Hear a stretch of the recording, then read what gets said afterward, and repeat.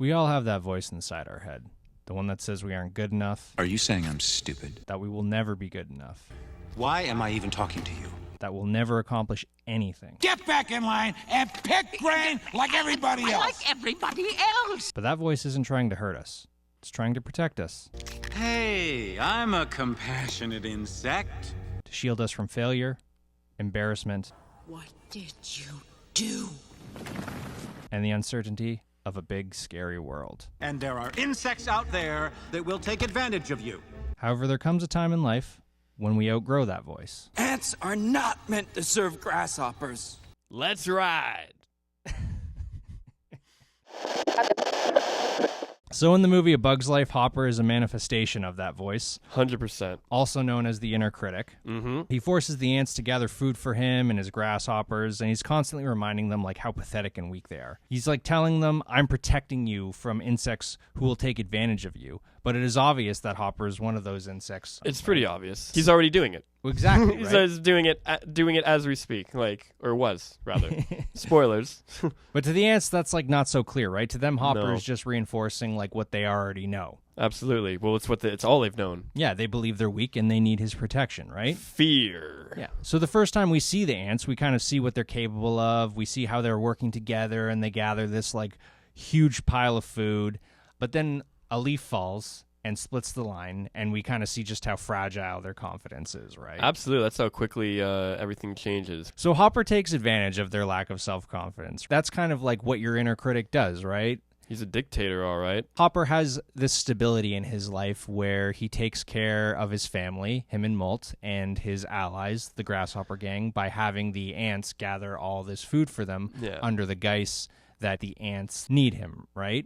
There's bigger monsters out there. You need us to protect you. We're grasshoppers. That's what your inner critic kind of does too, right? It protects you by shielding you from the unknown. Absolutely. Because you're afraid of rejection or failure. Fear of failure, right? And we see this presently throughout the movie. Like Princess Atta, who is training to take over for her mother and be the new queen, is very nervous in the movie. When she meets with Hopper, Hopper not only reminds her that she is beneath him, but she also reminds her of like all of her insecurities, right? It's brutal. If it was up there, would I be coming down here to your level looking for it? Why am I even talking to you? You're not the queen. You don't smell like the queen. She's learning to take over from me, Hopper. Oh, I see. Under new management. So it's your fault. Our inner critic can do that. It'll undermine our ambition by convincing us that we'll never measure up. It like kind of stops you from doing better too. It like holds you back because it's just like, oh, like don't try to be better. Just maintain the status quo. Keep those ants working. Keep those ants feeding me with those seeds and berries, baby. Yeah, so Hopper uses fear to control the ants, right? And we see this. Dot shows fear in the face of Thumper, right? And Hopper seizes the moment. He uses her as like a symbol of helplessness. Similarly, when our fear grips us, the inner critic kind of like pounces on that. It's like, you are weak, you are helpless, you need me, right? What's his name? Cutter? The bug? The scary bug? Yeah. Yeah, Thumper. I thought it was Cutter. No, it's Thumper. He's like, you don't like Thumper? Cute name. Oh, is that Thumper?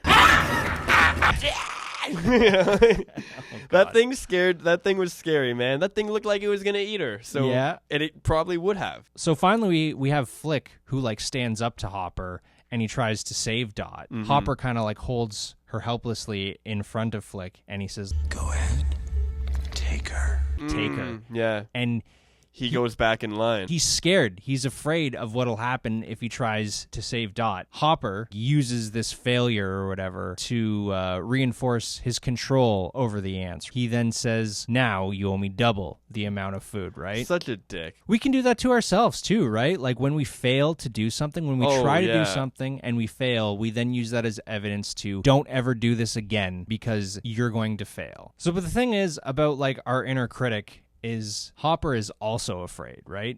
I think he's more afraid. Well, he is afraid of birds, but I think he's more afraid of like losing his way of life than anything. His fear of birds is a part of that, right? Like he doesn't want anyone to know he is afraid of birds. When Molt brings it up, he responds so violently, right? Like he threatens him.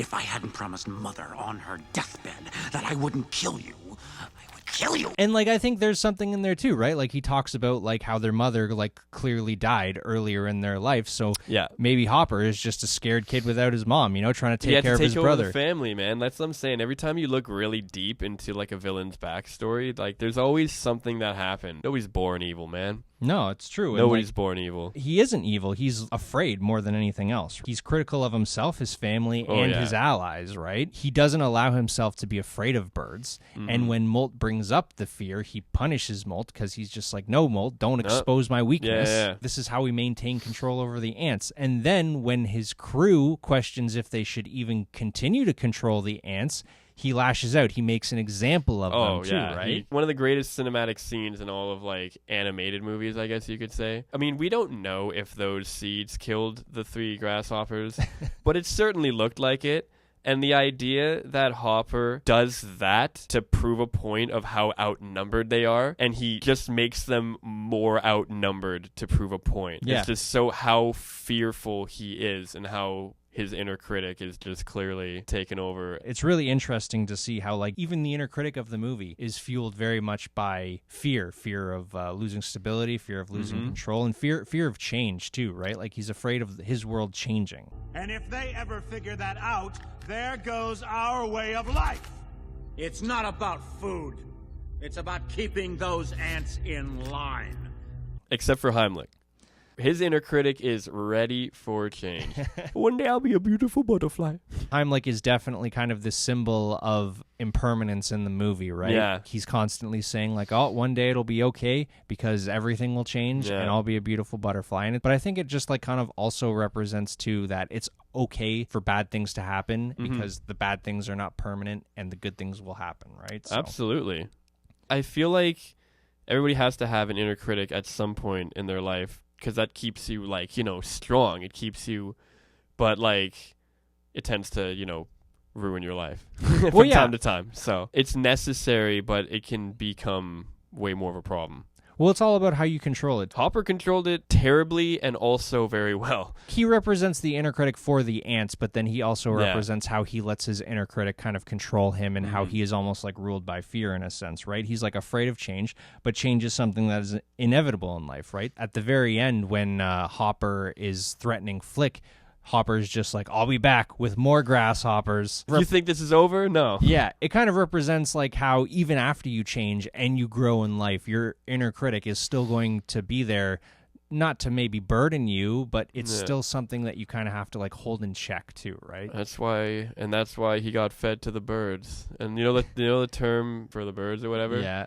It's because Hopper got fed to those tiny itty bitty birds. He didn't even get eaten by one. He got like eaten by 3. So you can only imagine how that must have went before they cut to black. Oh, Jesus. What a ruthless way to go. Well, ruthless, but very symbolic, because as we established, Hopper is afraid of birds, and then he is consumed by his fear. Very much so, like in Jaws. So what do you think? Did you think Hopper is your inner critic? Do you think he's the inner critic of the ant? Do you feel like this message of the voice within resonates with you? Leave a comment. Let us know what you think. Do you like grasshoppers? Are they your favorite bug? I like praying mantises myself, but definitely subscribe.